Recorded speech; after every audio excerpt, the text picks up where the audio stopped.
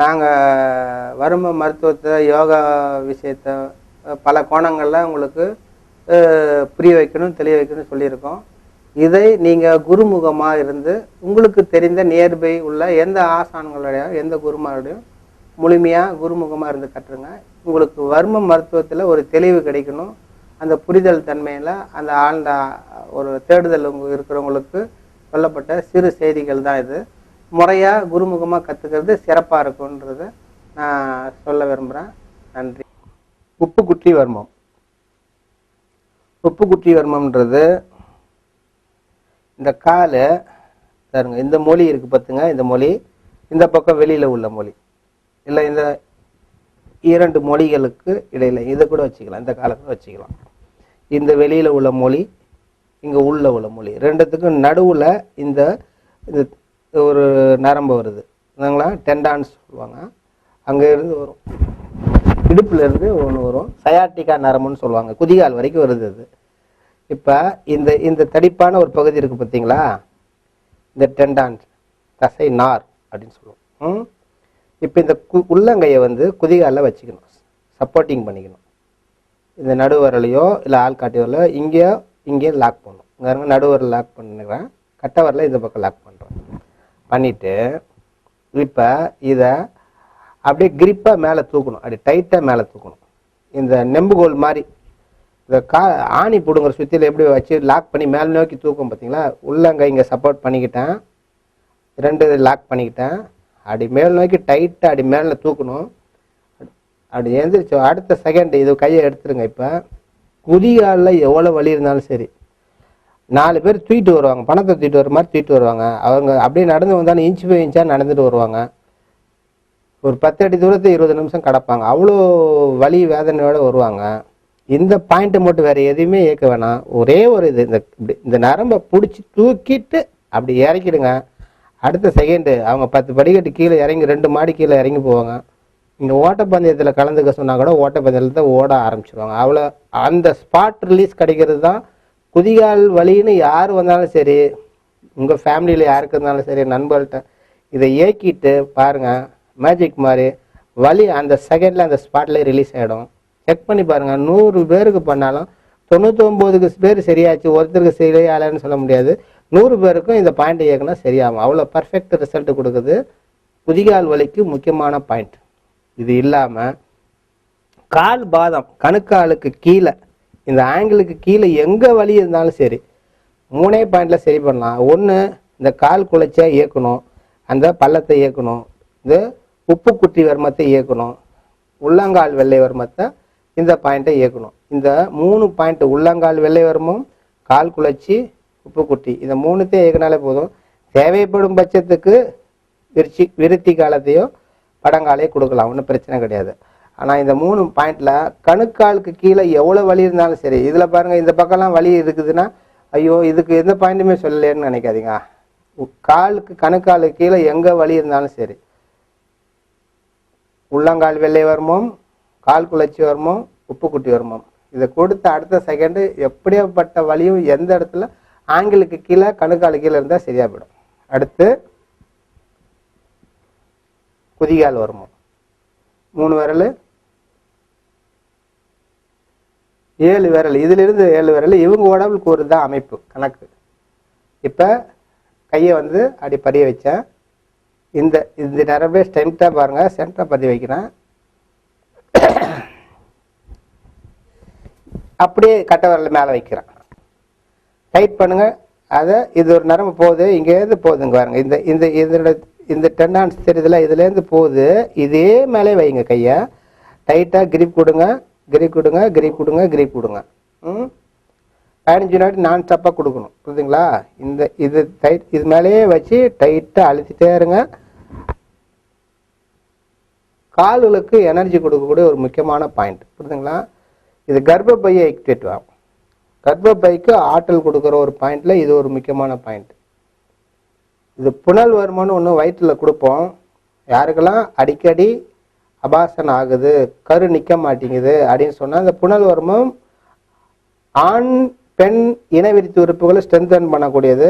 But புனல் வர்மம் தனியாக கொடுக்கக்கூடாது, அந்த புனலோருமத்தோடு இந்த பாயிண்ட்டையும் குதிகால் ஓரமத்தையும் சேர்த்து இயக்கணும். கர்ப்பப்பையை வலிமை அடைய வைப்பதற்குரிய முக்கியமான பாயிண்ட். ஆமாம் வச்சுங்க. அடுத்து கொம்பேரி காலன்னு ஒன்று இருக்குது. அப்படி பரண்டுபடு. அது இப்படியே கண்டினியூஸ் செய்யலாம். உங்களுக்காக நான் கொம்பேரி காலம் ரீல்ஸ் படி கொடுக்குறேன். இதாருங்க, இதுக்கும் இதுக்கும் நடுவில் 8 விரல் அளந்து வைக்கலாம். இல்லைன்னா ரெண்டுத்துக்கு சென்டா பாருங்க. முட்டிக்கும் ஆங்கிள் கணுக்காலுக்கும் நடுவில் 3 விரலை படி வைக்கணும். இல்லைன்னா ஆங்கிள்லேருந்து 8 விரலை அளக்கணும். இவர் கணக்குப்படி இவர் ஹைட்டாக இருக்கிறார் என்னை விட. ஏன்னா இவருடைய அளவுகோல் தான் மெயின். அதனால் சென்டராக வைக்கிறேன். இந்த 3 விரலை கொடுத்துட்டு இந்த எலும்பு ஒட்டி அப்படியே தடையிட்டே வாங்க. இந்த எலும்பு எங்கே இருக்குன்னு பாருங்கள். இது எலும்புக்கு காடிக்குள்ளே இருக்குது.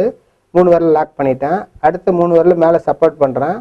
அப்படியே 3 விரல் உள் வெளியே அழுத்த 3 முறை அப்படி பம்ப் பண்ணுறேன். 3 முறை அழுத்தி அழுத்தி எடுக்கிறேன். இது ஒரு இயக்கு முறை. இப்போ எந்திரிச்சு நில்லுங்க. இதே கொம்பேரி காலத்து வேற வகையில் இயக்குறேன். அப்படி திரும்பிக்க இந்த பக்கம். இப்போ இந்த பாயிண்ட் இயக்க போகிறேன். நான் உட்காந்துக்கிட்டேன். வசதியாக எனக்கு சப்போர்ட் ஷோல்டரில் சப்போர்ட் பண்ணிக்கிட்டேன். இந்த உள்ளங்கையை அந்த 3 விரலில் லாக் பண்ணுறேன். இந்த முட்டிக்கும் இதுக்கும் சென்டரை பார்த்துங்க. கரெக்டாக சென்டர் வச்சுட்டேன். இப்போ என்னோட உள்ளங்கையை இடது உள்ளங்கையை வலது உள்ளங்கை மேலே சப்போர்ட் பண்ணுறேன். இப்போ இந்த கட்டை விரலை பின்னி கவி பிடிச்சிக்கிட்டேன். அந்த எலும்பு ஒட்டி தான் லாக் பண்ணுறேன். எலும்புக்குள்ளே போயிடணும். அந்த காடிக்குள்ளே போயிடணும். கை 1 2 3 புரியுதுங்களா? டோட்டல் கால் செத்துப்போன கால், உணர்ச்சி இல்லாத கால் உணர்ச்சி வந்துடும். இது முக்கியமான பாயிண்ட். கால்களுக்குன்னு சொன்னால் விருத்தி காலமும் கொம்பேரி காலம். ஏன் இது அறகுறையாக சொல்லக்கூடாது, தெளிவாக சொல்லணுன்றதுக்கு தான் இது சொன்னேன். இது தொடர்ச்சியான கொடுத்தீங்கன்னா எப்படியேப்பட்ட கால்களும் ஆக்டிவேட் ஆகிடும். ஆமாம் வச்சுங்க. இப்போ அதே இதை கண்டினியூ செய்கிறோம். படுத்து இப்போ குப்பரப்படுத்துவோம். இப்போ கீழ் மண்ணை அடங்கல் சொல்லுவோம். அது கீழ் மண்ணை அடங்கல்னா இந்த தசை பகுதியை இந்த காஃப் மசில் சொல்லுவாங்க. இந்த காஃப் மசிலில் அப்படி மேடான பகுதி எங்கன்னு பார்த்துங்க. அது சென்டராக வச்சிங்க. அதுலேருந்து ஒரு விரல் உள்ள கீழே வச்சிங்கன்னா ஒரு பள்ளம் இருக்கும். இந்த பள்ளம் தான் கீழ் மண்ணை அடங்கல். இந்த கீழ் மண்ணை அடங்கலில் இந்த கட்டை விரலை இப்படி வச்சேன். அப்படியே வச்சு அழுத்தி எடுத்துட்டா அப்படி ஜீவனு சாக்கடிக்கிற மாதிரி மேலே போகும். அடங்கல்ன்ற வார்த்தையை வந்தாலே இவனுங்க அன்கான்சியஸ் உள்ளவங்க எழுப்புறதுக்குன்னு சொன்னேன். இவங்கள அன்கான்சியஸ் உள்ளவங்களை எழுப்புறதுக்கு இந்த பாயிண்ட். இது இல்லாமல் இது எதுக்காக உபயோகப்படுதுன்னா, காலையில் ரொம்ப பேர் படுத்து கட்டில் நல்லா ரிலாக்ஸாக படுத்துவாங்க. அது காலையில் தூங்கி எழுந்திரிச்சுன்னு பார்த்தீங்கன்னா குறக்கு பிடிச்சிக்கிச்சுன்னு சொல்லுவாங்க. குறக்கு பிடிச்சிக்கிச்சுன்னா இந்த காலை திடீர்னு இந்த காஃப் மசில் பிடிச்சி இழுத்துக்கும். ஜூன்னு இழுக்கும். அந்த விரலை முன்னாடியும் அசைக்க முடியாது, பின்னாடியும் இழுக்க முடியாது. அப்படி துடிச்சு போயிடுவாங்க. அது சரியாகிறதுக்கெல்லாம் அப்போ போதும்னு ஆயிடுவாங்க. ஒன்றுமே இல்லை. இந்த கட்டை விரலில் அழகா இந்த பாயிண்ட் சும்மா ஜஸ்ட் வச்சு அடுத்து ஒரு ப்ரெஸ் பண்ணி எடுத்துட்டு அடுத்த செகண்ட் பாருங்க அந்த காஃப் மசில் பிடிப்பு அப்படி கண்ணை மிக்க நேரத்தில் கை சுடுக்கிற நேரத்தில் போயிடும். யாருக்கு இருந்தாலும் சரி நீங்கள் போங்க, இந்த மேடு பார்த்துங்க, ஒரு விரல் கீழே வைங்க, ஒரு சிறு பள்ளம், அந்த பள்ளம் அழுத்துனா அந்த இடத்துல தசை நல்லா உள்ளே போகும். அப்படி கிரிப்பை ஒரு அழுத்திட்டு எடுத்துருங்க. அந்த செகண்டே காஃப் மசில் பிடிப்பு உடனே நிற்கும். இல்லைன்னா அவங்க துடிப்பாங்க, அப்படி தவிப்பாங்க. இப்படின்னு நிமிர முடியாது, இப்படியும் குனிய முடியாது, கட்டை வரல அசைக்க முடியாது. அசைச்சா ஒரு ஜூன்னு இழுக்கும். அப்படி கரண்ட் சாக்கடிக்கிற மாதிரி அப்படி ஒரு பெயினை உணர்வாங்க அவங்க. அந்த காஃப் மசில் பிடிப்பு குறக்க பிடிச்சிக்கிச்சுன்னு அந்த வார்த்தையை சொல்லுவாங்க. அந்த இது இல்லைங்களா? அப்போ அந்த கெண்டை சதை பிடிப்பை சரி பண்ணுறதுக்குள்ள முக்கியமான பாயிண்ட்டு கீழ்மணி இடங்கள். இது இல்லாமல் கைகால் விளங்காதவங்களுக்கு பக்கவாத்தில் செயலற்று செத்து போன உணர்ச்சி இல்லாத இதுக்கு இயக்கிறதுலாம் பாயிண்ட்டு. இது முக்கியமான பாயிண்ட்டு. கொம்பேரி காலம் மாதிரி இதுவும் நல்லா கால்களுக்கு எனர்ஜியை கொடுக்கக்கூடிய ஒரு முக்கியமான பாயிண்ட்டு. அடுத்து மேல் மண்ணை அடங்கல் சென்ட்ரு பிளேஸு. இதுலேருந்து 3 பாருங்க. இப்படியே வந்தீங்கன்னா எந்த இடத்துல முடியுதுன்னு பார்த்துங்க. இந்த முடிகிற இடம் தான் பள்ளம் வரும். அந்த இடத்த அப்படியே கட்டை வரல எள்ளு மாதிரி வச்சுக்கிட்டேன். அந்த கையை 2 சப்போர்ட் பண்ணிட்டேன். உள்ளங்கையால் அப்படியே அழுத்தி எடுக்கணும். புரியுதுங்களா? இது கிரிப்பை அழுத்தி எடுத்தீங்கன்னா இந்த கீழ் மண்ணை அடங்கல் மாதிரி தான் இதுவும் கால்களுக்கு ஆற்றல் கொடுக்கும். இதுவும் அடங்கலாக வேலை செய்யும். புரியுதுங்களா? அடுத்து மூட்டு வருமம்னு நான் சொல்லுவேன். முட்டு வலிக்குன்னு தனியாகவே நான் ஒரு பேக்கேஜாக நான் சொல்லியிருக்கிறேன். இந்த மூட்டு வருமம்ன்றது இந்த பாருங்க, இந்த காலை முட்டி அப்படி மடக்கும் போது அந்த பெண்டார் இடம் இந்த பாருங்க ஒரு ரேகை மாதிரி இருக்குது பார்த்தீங்களா, இந்த இடம் தான் வைக்கணும். ரெண்டாவது இந்த இடத்துல பார்த்தீங்கன்னா ஒரு யூ மாதிரி வரும். இந்த சென்ட்ரு பகுதி தான் மூட்டு வருமம். மூட்டு வருமத்துக்கு ரெண்டு பக்கமும் உட்காந்துக்கிட்டேன், கட்டவரில் சப்போர்ட் பண்ணிக்கிட்டேன், நடுவில் சென்டரை வச்சேன், இந்த கட்டவரில் வச்சால். இப்போ மூட்டு வருமம் இது கால் மடங்குற பகுதி பின்பகுதியில் இருக்கிற பாகம். அழுத்துறேன் அழுத்துறேன் அழுத்துறேன் அழுத்திக்கிட்டே இருக்கிறேன். கண்டினியூ நான் ஸ்டாப்பாக அழுத்திக்கிட்டே இருக்கணும். 15 வினாடி கேப் விடாமல் அழுத்தணும். மனசுக்குள்ளே கவுண்ட் பண்ணுங்க. 1 2 3 4 5 6 15 வினாடி முடிஞ்ச உடனே மெதுவாக கையெடுங்க. புரியுதுங்களா? இந்த பகுதி அப்படி யூ மாதிரி வரும். இதுலேருந்து 4 விரல் அலங்க. இந்த இடத்துல அலந்தா இந்த இந்த இந்த இந்த காடி மாதிரி வரும். நீங்கள் நல்லா பார்த்தீங்கன்னா தெரியும். இதுக்கு பேர் மூட்டு வருமோ. முட்டு வலின்னு யார் வந்தாலும் சரி இந்த பாயிண்ட் அழுத்துங்க. அடுத்த செகண்ட் அவங்களுக்கு முட்டி வலி இருக்கான்னு கேளுங்க. முட்டி வலி இல்லைன்னு அவங்க வாயால் அவங்க சொல்லுவாங்க. ஆமாம் வச்சுங்க. மிக முக்கியமான பாயிண்ட்டு, முட்டுக்கு எனர்ஜியை கொடுக்குற ஒரு முக்கியமான பாயிண்ட்டு. அடுத்து இதுலேருந்து 4 விரல் அளந்தீங்கன்னா, இவர் என்னோட ஹைட்டாக இருக்கிறாங்கன்னா கொஞ்சம் இது யூ மாதிரி பெண்ட் ஆகிற இடம். கட்டவரில் வைக்கிறேன், அழுத்துறேன், ப்ரெஸ் பண்ணிகிட்டே இருக்கிறேன். 15 வினாடி நில்லுங்க. 15 வினாடி கழிச்சு மனசுக்குள்ளே கவுண்ட் பண்ணுங்க. 1 2 3 15 வினாடி முடிஞ்ச உடனே மெதுவாக எடுங்க. இதுக்கு பேர் வீரடங்கள்னு சொல்லுவேன். ஆல்ரெடி சொல்லியிருக்கிறேன். வீரடங்கள்ன்றது மூட்டுக்கு நெய்பொருளை உருவாக்கும், அந்த லூபிகேஷனை உருவாக்கும். அப்போ யாருக்கெல்லாம் மூட்டில் ஒரு சவுண்டு கடக்குன்னு சவுண்டு வருது, மூட்டு தேஞ்சிருச்சுன்னுலாம் சொல்லுவாங்க. இந்த பாயிண்ட்டை இயக்குனீங்கன்னா அடுத்து ஆட்டி பார்த்தீங்கன்னா இதில் பெயின் இருக்காது. இதோடு முட்டு வலி உள்ளவங்களுக்கு இதை 2 மட்டும் கொடுக்காதீங்க. இதோட முதுகு பக்கம் சிப்பி சரப்பைன்னு ஒன்று இருக்கும், சிப்பி முனை வருமோ. இந்த 3த்தையும் கொடுங்க. அடுத்து கிரிகரன்னு ஒரு பாயிண்ட் நான் சொல்லியிருக்கிறேன். இதை பாயிண்ட்லாம் கொடுக்கும்போது மொத்த வலியும் முட்டி வலியும் சுத்தமாக போயிடும். புரியுதுங்களா? இது நெய்ப்பொருள் உருவாக்குறதுக்காக உள்ள பாயிண்ட்டு. இது மூட்டு வலியை போகிறதுக்காக மிக முக்கியமான பாயிண்ட்டு. மூட்டு வலிக்கு ஆற்றலை கொடுக்குற மிக முக்கியமான பாயிண்ட்டு. இது வீரடங்கள்னு சொல்லுவோம். இதுக்கு இன்னொரு பேர் சொல்லியிருக்கிறேன், அஸ்தி பெருக்கின்னு சொல்லுவாங்க. இந்த அஸ்தி பெருக்கியே சிறிய அஸ்தி சுருக்கி வலிய அஸ்தி சுருக்கிய 2 இயக்கு முறை இருக்குது. எது எல்லா வருமானத்துலேயும் அமிர்த ஓட்டம்னு ஒன்று இருக்குது, விஷ ஓட்டம்னு இருக்குது. சில இயக்கு முறைகளை மாறும்போது விஷ ஓட்டமாக ஆகிடும், சில இயக்கு முறையில் மாறும்போது அமிர்த ஓட்டமாகும். அந்த விஷ ஓட்டம் இயக்கு முறை ஆகி போச்சுன்னா ராங் ஆகிடும். அப்போ அது சமன்படுத்தினா அந்த எலும்பு கம்ப்ரஸ் ஆகி டைட்டாகிட்டே வரும். அப்போ அஸ்தினா எலும்பு, சுருக்கினா அந்த கம்ப்ரஸ் ஆகி டைட் பண்ணும். அப்படி யாராவது 6 அடி மனிதன் 3 அடியாக குறைவாங்கன்னு சொல்கிறாங்க. ஆனால் யாருக்கு அப்படி ஒரு எலும்புலாம் இருக்குதுன்னு சொல்கிறாங்களோ இந்த பாயிண்ட்டை அழுத்திக்கிட்டே இருங்க. ஆட்டோமேட்டிக்காக அந்த எலும்பு டைட் ஆகுறது, லூஸ் ஆகிடும், ஃப்ரீ ஆகிடும். இதுக்கு பேர் அஸ்தி பெருக்கின்னு இன்னொரு பேர் இருக்குது. வீரடங்கள்னு பேர் இருந்தாலும் அஸ்தி பெருக்கின்னு இன்னொரு பேர் இருக்குது. இதை பாயிண்ட்டை இயக்குங்க. அடுத்து இப்போ சொல்ல போகிறது ஆமைக்காலம். இப்போ இடுப்பு பகுதி எங்கே இருக்குன்னு பாருங்கள், முட்டி எங்கே இருக்குன்னு பாருங்கள். 2த்துக்கும் இடையில் உள்ள தொடையினோட நடுப்பகுதி ஆமை ஓடு எப்படி இருக்குதோ அது மாதிரி இந்த 2 பகுதி 2 காலை சேர்த்து வச்சுட்டேன்.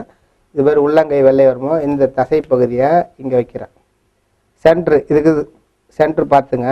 இந்த இடுப்பு ஜாயிண்ட் ஆகிற இடம் அரியாப்பு ஸ்தலத்துலேருந்து மூட்டு வரையும் கணக்கு பண்ணிங்க. சென்ட்ரு இங்கே வருது. 2த்தையும் கையை வச்சேன், அப்படியே அழுத்துறான். இப்போ செய்ய போகிறதுக்கு பாயிண்ட்டுக்கு பேர் ஆமைக்காலம். ஆமைக்காலம் சர்க்கரை வியாதியை போக்குறதுக்குள்ள பாயிண்ட்டு. உள்ளங்கை வெள்ளை வருமத்தை அழுத்திக்கிட்டே கிரிப் கொடுத்துக்கிட்டே வெளிமுகமாக 3 சுற்று, அதே மாதிரி உள்முகமாக 3 சுற்று. இது கொடுத்தோன்னா சர்க்கரை வியாதி கட்டுப்படுத்தும். இப்போ 190 சர்க்கரை இருக்குன்னா அது எக்ஸ்ட்ரீம் ஆகாமல் 200 210 ஆகாமல் அது மேலே போகாமல் தடுத்து நிறுத்துறதுக்கு உள்ள பாயிண்ட்டு. அதை சமன்படுத்துறதுக்கு இருக்குது. அதுதான் உரிமை காலம். அது வயிறு சார்ந்த வருமம் வருது சொல்கிறேன். அது 140 சல்லுன்னு கீழே இறக்கி கொண்டது என்ன சர்க்கரையோட அளவு இருக்கணுமோ அதை கொண்டு வந்து நிறுத்தும். புரியுதுங்களா? இது அதிகமாகாமல் அந்த ஸ்டேபிளாக நிற்கிறதுக்குள்ள பாயிண்ட்டு வாங்க வச்சுங்க. இது இல்லாமல் சர்க்கரை வியாதிக்கு ஒரு 4 பாயிண்ட்டு நம்ம சொல்லுவோம். நங்கனா புட்டுன்ற ஒரு வர்மத்தின் மூலயமா வாயு காலம்ன்ற ஒரு வர்மம். இதெல்லாம் நங்கனா புட்டு, ஆமைக்காலம், வாயுக்காலம், இது 3ம் சர்க்கரை வியாதியை கட்டுப்படுத்தும். சமன்படுத்துவதற்குரிய முக்கியமான பாயிண்ட் உரிமை காலம். சர்க்கரை வியாதிக்கு உள்ள முக்கியமான பாயிண்ட் உரிமை காலம். அது வயிற்றில் இருக்குது. அது வயிறு சார்ந்த வருமானம் வரும்போது சொல்கிறேன். இது இல்லாமல் யோகாவில் சிம்பிள் டெக்னிக் இருக்குது. சில பயிற்சிகள் வயிற்றுக்கு உள்ள பயிற்சிகள் அதை செஞ்சால் சுத்தமாக சர்க்கரை வியாதி போயிடும். எந்த லேபில் வேணாலும் டெஸ்ட் பண்ணி பாருங்கள், 400 சர்க்கரை இருக்குன்னு சொல்லுவாங்க, சல்லுன்னு இறங்கிடும். அது எப்படி இறங்குன்னு உங்களுக்கு தெரியாது. அந்த பயிற்சியை அடுத்த இதில் அதுக்குன்னு தனி பிரத்யோகமாக வாய்ப்பு இருக்கும்போது சொல்கிறேன். இப்போ இந்த கால் சார்ந்த வருமத்துக்கு வரும். அடுத்து தொடையில் இந்த பாயிண்ட்டுக்கு பேர் உள்தொடை வருமன் பேர். ஆமை காலத்துக்கு இதுலேருந்து 4, 4, 8, 12 விரல் அளக்கணும். அப்படியே வந்தீங்கன்னா கிட்டத்தட்ட எங்கே குறி முடியுதோ அந்த இடத்துக்கிட்ட இங்கே வந்துடணும். புரியுதுங்களா? இந்த 3 விரலை இப்படி படி வைக்கணும். இந்த பாருங்க, இந்த இல்லை இதுதான் பாயிண்ட். உள்தொடை வருமன்றது இதுதான் பாயிண்ட்டு. 3 விரலை படி வச்சுட்டேன். இங்கே கையை இப்படி வச்சுட்டு சப்போர்ட் பண்ணிட்டேன். டைட்டாக அழுத்திக்கணும். இந்த பக்கம் வெளியில் அழுத்திக்கிட்டேன். அப்படி வெளிமுகமாக எண்ணெய் நோக்கி சுற்றணும். 3 சுற்று சுற்றணும். டைட்டாக வெளிமுகமாக சுற்றணும். அதே இந்த பக்கம் செய்கிறேன் பாருங்க. உள் பக்கம் கையை வச்சுக்கிட்டேன். முட்டியிலேருந்து 12 விரல் அளக்கணும். அப்படியே வந்து சருகி அப்படி வந்தீங்கன்னா அந்த உள்தொடைய குறி எங்கே முடியுதோ அந்த கிட்ட நெருக்கிட்டோம். இந்த கையை வெளியில் சப்போர்ட் பண்ணி கிரிப் கொடுத்துடணும். இதை அசைக்கவே கூடாது. வெளிப்பக்கம் இருக்கிறது அசைக்கக்கூடாது. கிரிப்பை 2 உள் பக்கமும் டைட் பண்ணுறேன். தொடையை எவ்வளோ நெருக்க முடியுமோ நெருக்கி டைட் பண்ணிட்டேன். இப்போ உள்பக்கம் உள்ள கையை மட்டுமே வெளிமுகமாக எண்ணெய் நோக்கி டைட்டு பண்ணிக்கிட்டே 3 சுற்று சுற்றணும். இந்த கை கிரிப்பாகவே வச்சுக்கணும். இதுக்கு பேர் உள்தொடை வருமம். ஹோல் பாடிக்கும் ஒரு எனர்ஜியை கொடுக்கக்கூடிய ஒரு முக்கியமான பாயிண்ட். கால்களுக்கு ஆற்றலை கொடுக்குது. இது இல்லாமல் உடல் முழுவதும் ஒரு எனர்ஜியை கொடுக்குற ஒரு முக்கியமான பாயிண்ட். ஆமாம் வச்சுங்க. அடுத்து அரையாப்பு ஸ்தலம். அரையாப்பு ஸ்தலன்றது பாருங்க, இந்த விலா எலும்பு எங்க, இந்த இது அந்த இடுப்பு எலும்பு எங்க முடியுதுன்னு பாருங்க. வயிற்று பாகம் தவங்குற இடம். இந்த எலும்புகளை லாக் பண்ணுங்க.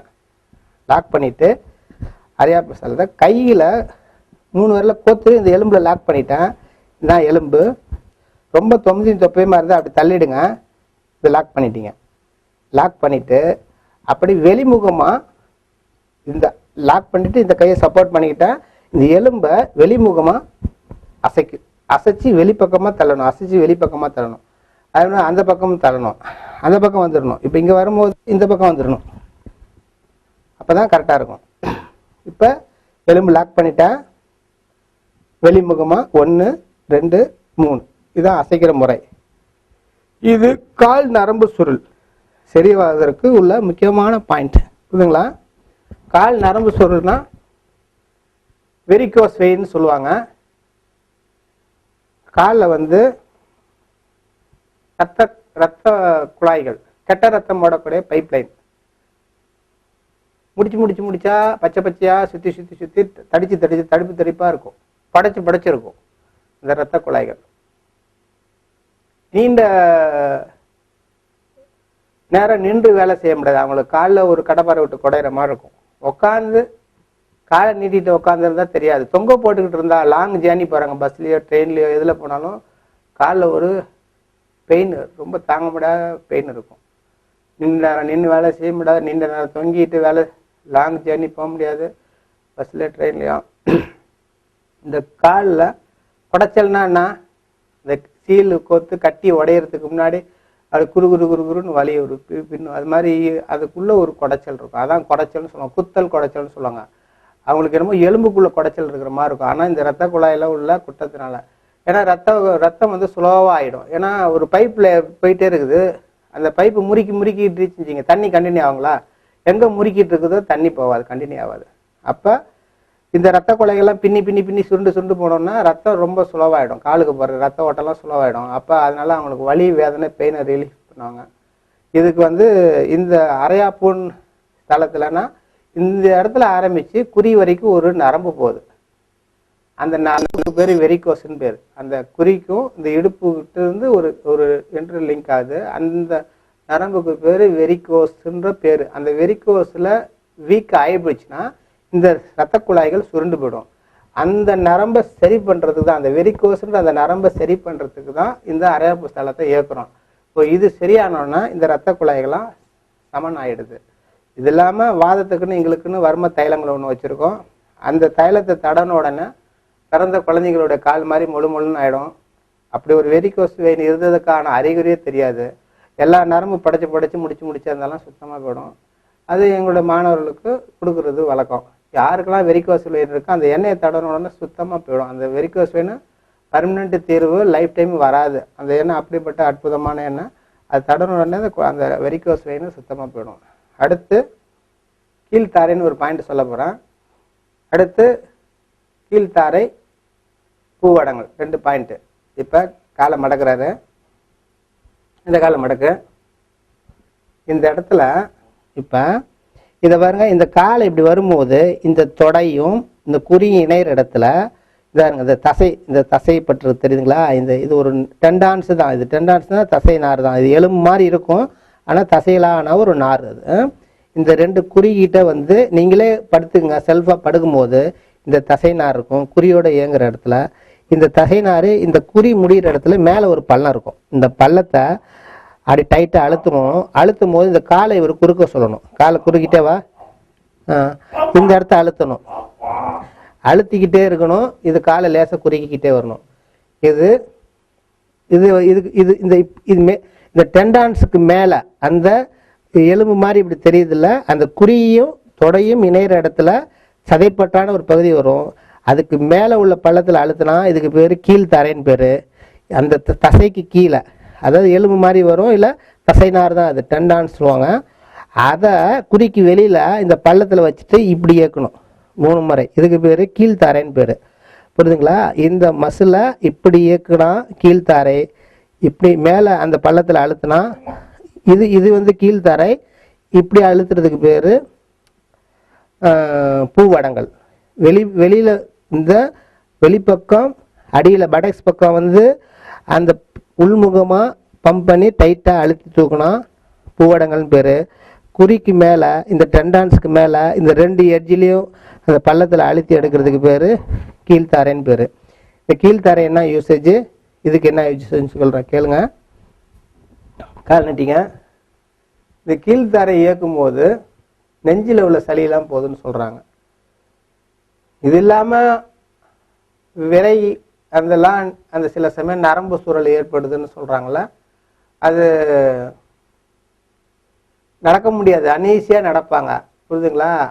அவங்களுக்கு அந்த விரையில் நரம்பு சுருள் தொடையில் எங்கேயாவது பிடிப்பு ஏற்பட்டுடுச்சுன்னா அவங்க ஃப்ரீயாக நடக்க மாட்டாங்க. ஒரு டாய்லெட்டு போயிட்டு கால் கழுவாமல் நடந்தால் எப்படி நடப்பாங்கன்னா ஒரு மாதிரி காலை அகட்டிட்டு நடக்கிறது, ஒரு இதை நடக்க மாட்டாங்க.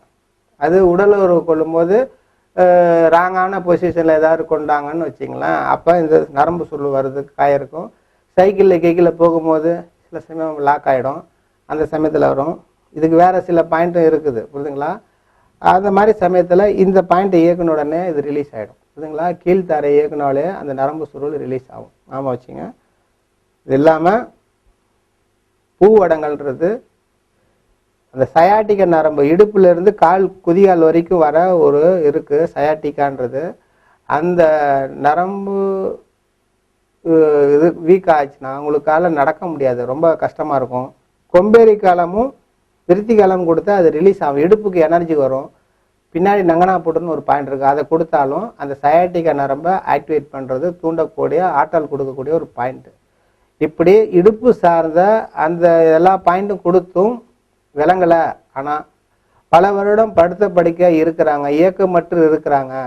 அவங்களுக்கு எந்திரிச்சு அப்படி தூக்கி உட்கார வைப்பாங்க. அந்த பேஷண்ட்டை எந்திரிச்சு உட்கார வச்சோடனே கையை விட்டுட்டிங்கன்னா பொத்துன்னு அப்படியே போய் விழுந்துருவாங்க. அந்த பக்கம் செய்வாங்க, இந்த பக்கம் செய்வாங்க, அவங்களால உட்காரவே முடியாது. தூக்கி சேரில் கீழே வீல் சேரில் உட்கார வைக்கலாம், ஏன்னா சப்போர்ட்டிங் இருக்கிறனால உட்காந்துருப்பாங்க. வெறும் உடம்ப அப்படியே 2 பேர் சேர்ந்து தூக்கி சேரில் அப்படியே நிமித்தி உட்கார வச்சிங்கன்னா அடுத்த செகண்ட் நீங்கள் கையை எடுத்துனா டபான்னு எந்த பக்கம் அவருக்கு பேலன்ஸ் இருக்குதோ அந்த புவியீர்ப்பு விசைக்கு தகுந்த மாதிரி அந்த பக்கம் பொத்துன்னு விழுந்துருவார்.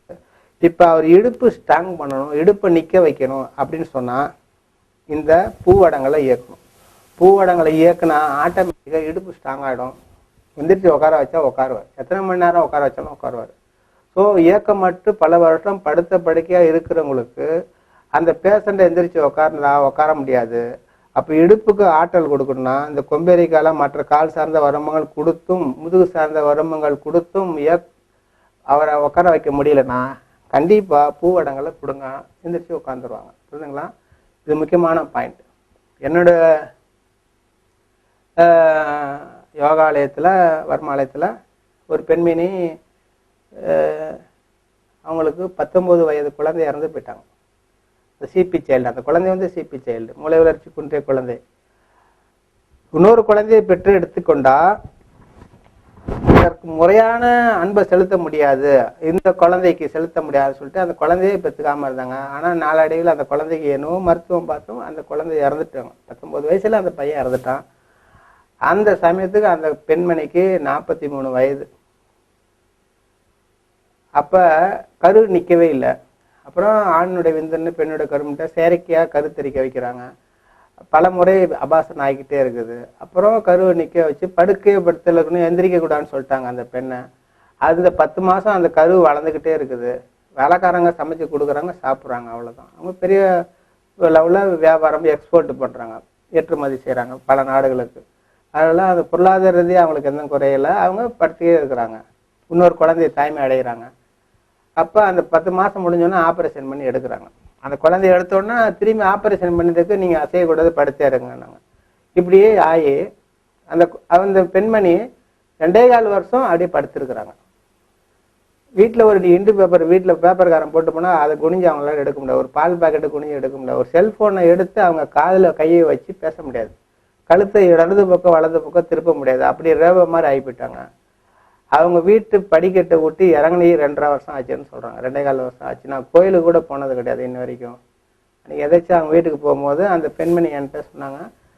அப்போ கழுத்து வலி கை வலின்னு நான் 2-3 பாயிண்ட் டக்குன்னு ஏக்கி விட்டேன். உடனே சரியாயிடுச்சுன்னு அவனுக்கு 3 நாள் கழித்து ஃபோன் அடித்தாங்க. இது நாள் வரைக்கும் நான் இப்படி இருந்த இந்த எந்த ஒரு இயக்கமும் இல்லாமல் 2.5 வருஷம் நான் படுத்திருந்தேன். 2.25 வருஷம் நீ என்ன செஞ்சீங்க? இப்படி அப்படியே எல்லாமே இயங்க ஆரம்பிச்சிருச்சு. பாடி வேலைக்காரியை கூட நிறுத்திட்டு நான் தான் வேலை செஞ்சுட்டு இருக்கிறேன். இப்போ திரும்பி அந்த உபாதைகள்லாம் எனக்கு வர மாதிரி இருக்குன்னு சொன்னாங்க. அப்போ நான் வர்மா பண்ணினேன்னு சொன்னேன். அப்போ என்கிட்ட யோகா கற்றுக்கிட்ட ஸ்டூடெண்ட்டு அவங்க வர்மா பற்றி அவங்களுக்கு தெரியாது. அப்போ நான் வர்மா பண்ணினோன்னே திரும்பி அந்த பெண்மணி என்னை அழைச்சி எனக்கு உடம்பை சரி பண்ணுங்கன்னாங்க. அதுக்காக அந்த உடம்பை சரி பண்ண போனப்போ எல்லா வர்மத்தையும் இயக்கிட்டான். ஆனால் அவங்களுக்கு அது இடுப்பில் உள்ள வர்மம் மட்டும், அந்த பாயிண்ட் மட்டும் அவங்களுக்கு அன்யூஸ்வல் பெயின் இருந்துக்கிட்டே இருக்கு. ஏன்னா 2.25 வருஷம் படுத்தே இருந்தனால அது இடுப்பில் வலி போவே இல்லை. எல்லா பாயிண்ட்டும் எந்த இடுப்பு ஆற்றலுக்கு கொடுக்குறதுலாம் கடைசியாக இந்த பூவடங்களில் இடுப்பில் அடி முதுகில் உள்ள வலி பர்ஃபெக்டாக ரிலீஸ் ஆச்சு.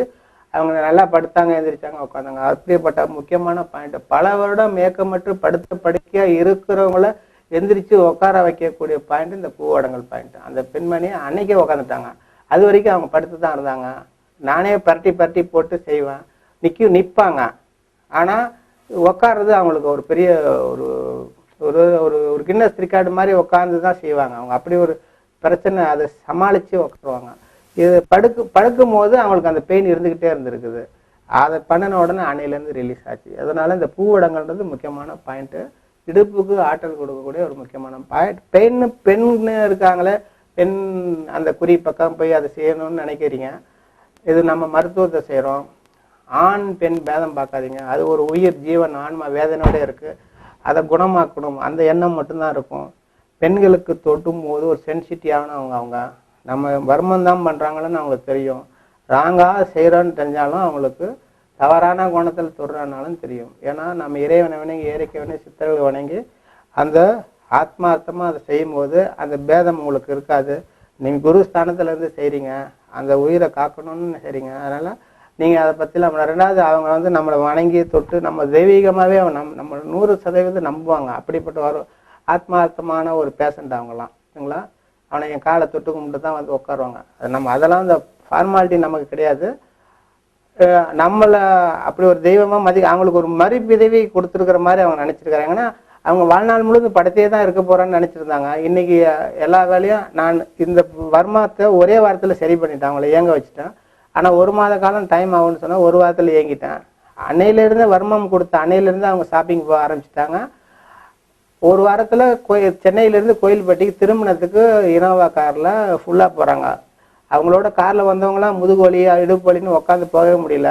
இந்த ஒரு லேடி வண்டியை எந்த ஒரு வழி இல்லாமல், ஏன்னா 2.25 வருஷம் படுத்திருந்தவங்க நான் ஸ்டாப்பாக கோயில்பட்டிக்கு கார்லேயே போயிட்டு திரும்பி சென்னைக்கு வந்தாங்க. எனக்கு ஒரு நாள் தான் எனக்கு பர்மிஷன் கேட்டாங்க. எனக்கு இந்த லீவ் அந்த கல்யாணத்துக்கு முக்கியமான தம்பி, அந்த பெண்மணியோட சொந்த தம்பி கல்யாணம், அதுக்காக போயிட்டு வந்தேன்னு சொன்னாங்க. இல்லைன்னா அவங்க இது வரைக்கும் 2.25 வருஷம் எங்கேயும் கோயிலுக்கு கூட படிக்கட்டை விட்டுன்னு இல்லைங்கன்னாங்க. அதான் இந்த புள்ளி மிக முக்கியமான இந்த பூவடங்களான பாயிண்ட் இயக்கப்படுது. இது வரைக்கும் மொத்தம் 32 வர்ம புள்ளிகளை கால் சார்ந்த வர்மங்களை இயக்கி இருக்கிறோம். இது கால் சார்ந்த வர்மம் இதோட முடியுது.